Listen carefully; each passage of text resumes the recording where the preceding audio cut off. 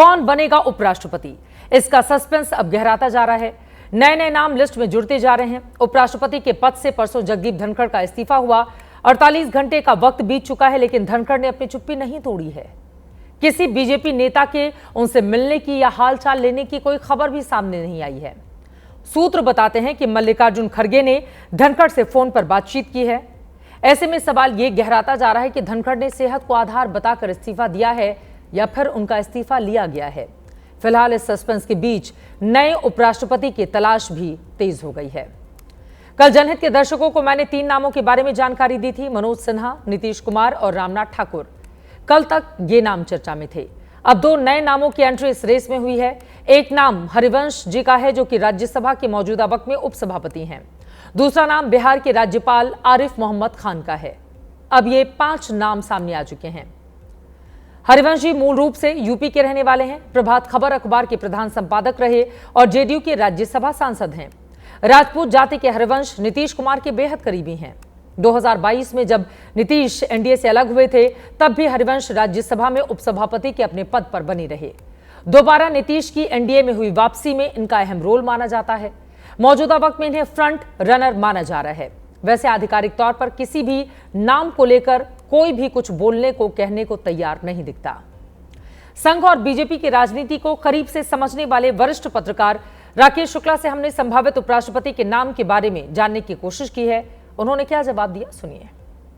मुझे लगता है कि आरिफ मोहम्मद खान एक बेहतर नाम है। राज्यपाल के रूप में उनकी बहुत अच्छी भूमिका है और संविधान के साथ साथ धर्म और अध्यात्म पर भी वो भारतीय जनता पार्टी की वैचारिकता पे खरे उतरते हैं। लेकिन मुझे नहीं लगता कि आरिफ मोहम्मद खान जी को उपराष्ट्रपति बनाया जाएगा। हरिवंश जी के पास अनुभव है, लेकिन मैं फिर से कहना चाहूँगा कि गैर भाजपा व्यक्ति को उपराष्ट्रपति का पद अब भारतीय जनता पार्टी में नहीं दिया जाएगा, क्योंकि जगदीप धनखड़ जी को भी इसी सोच के साथ लाया गया था उपराष्ट्रपति पद के लिए।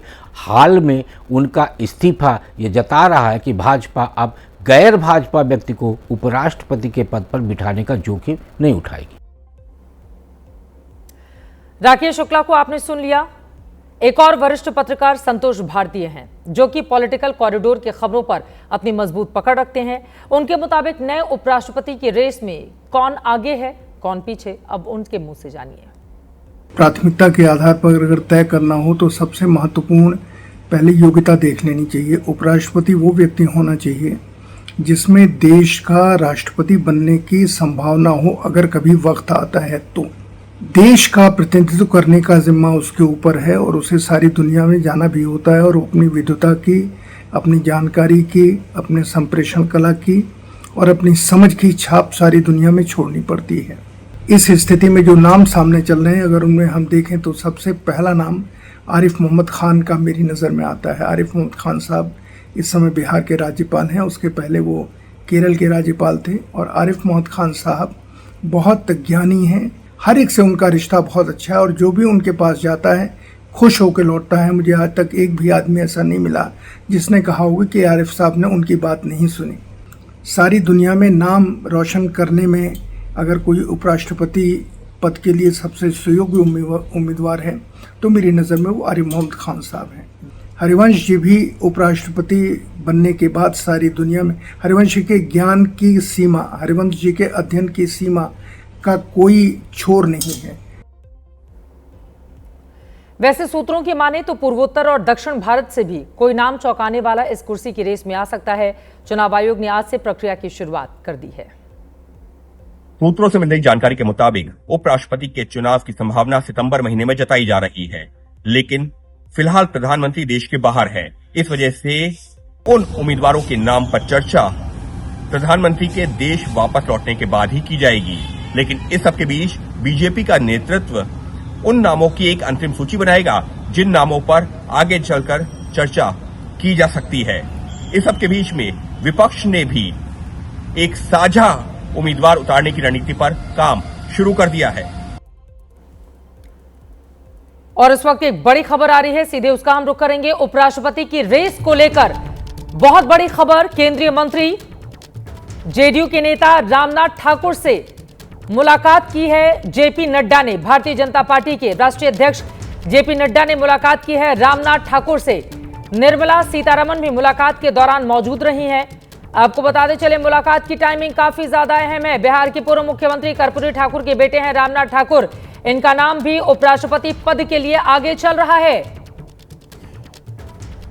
पवन गौड़ इस वक्त हमारे सहयोगी जुड़ चुके हैं ज्यादा जानकारी के साथ। मुलाकात का क्या है एजेंडा पवन?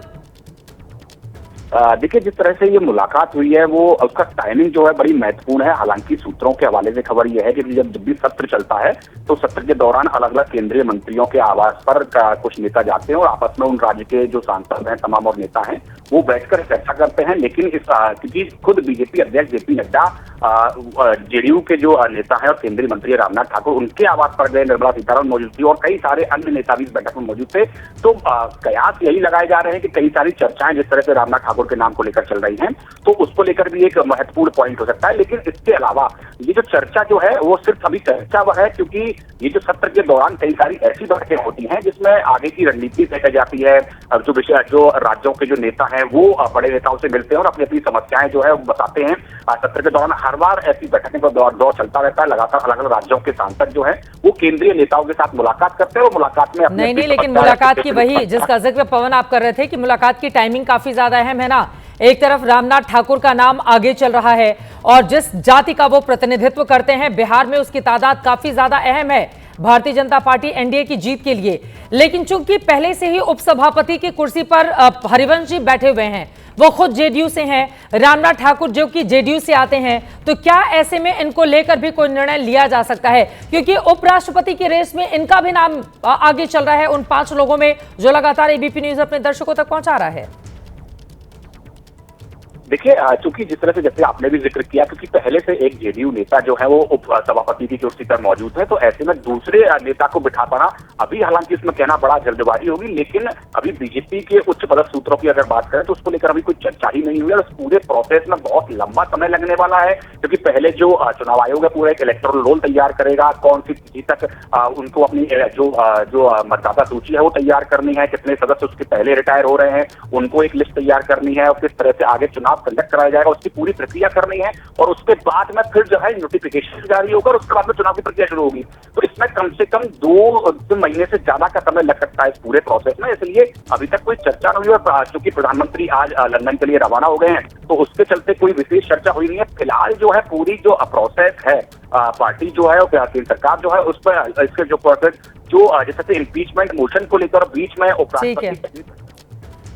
बहुत धन्यवाद इस पूरी जानकारी के लिए आपका। उपराष्ट्रपति की रेस को लेकर लगातार एक एक करके खबरें सामने आ रही हैं। रामनाथ ठाकुर से मुलाकात जेपी नड्डा की काफी अहम मानी जा रही है, वो भी एक ऐसे वक्त में जब उपराष्ट्रपति के नाम को लेकर रामनाथ ठाकुर इस रेस में आगे बढ़ते हुए दिखाई दे रहे हैं।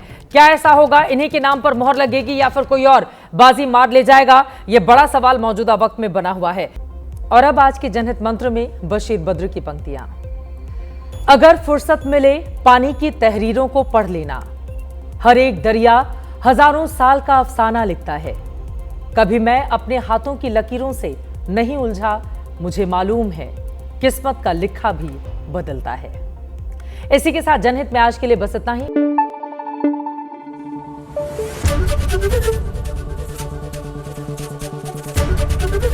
एबीपी न्यूज आपको रखे आगे।